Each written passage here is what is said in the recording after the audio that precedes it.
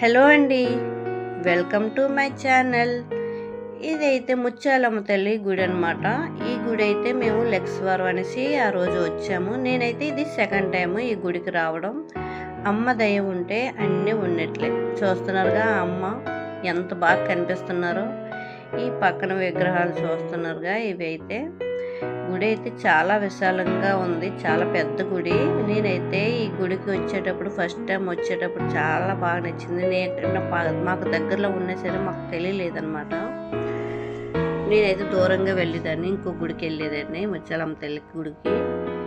ఈ ఉయ్యాల్లో విగ్రహం చూస్తున్నారుగా. ఇక్కడ స్పెషల్ ఏంటంటే వచ్చిన వాళ్ళందరికీ కూడా పసుపు రాసి పారాని రాస్తున్నారు. ప్రతి లెక్స్వారం కూడా ఇలా పెడతారంట.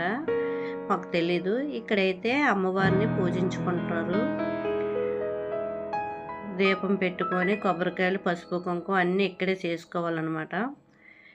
ఇక్కడ పూజించుకున్నాక అక్కడ అమ్మవారి దండం పెట్టుకోవడానికి వెళ్తారు, గోత్రనామాలు చెప్పడానికి. ఈ పక్క రూమ్లో అయితే అయ్యప్ప స్వామి పూజ చేశారు. రూమ్ అయితే చూసారా ఎంత విశాలంగా, ఎంత అందంగా కనిపిస్తుందో. డెకరేట్ ఎంత బాగా చేశారు. ఆ ఆపోజిట్ అనమాట ఈ విశాలంగా ఉంది రూమ్. ప్లేస్ అయితే చాలా బాగుంది. ఈ పైన అయితే అన్నపూర్ణదేవి శివుడికి వడ్డించినట్లు ఎంత బాగుందో చూడండి. చాలా బాగుంది కదా. ఈ కింద అయితే శివలింగానికి మనం అభిషేకం కూడా చేసుకోవచ్చు. మన మొక్కు తీరాక ఇలా మొక్కు చెల్లించుకుంటారు అందరూ. ఎంత బాగుందైతే గుడి, చాలా నచ్చింది నాకైతే. హనుమాను ఇక్కడ ఆపోజిట్లో పోతురాజు చూస్తున్నారుగా.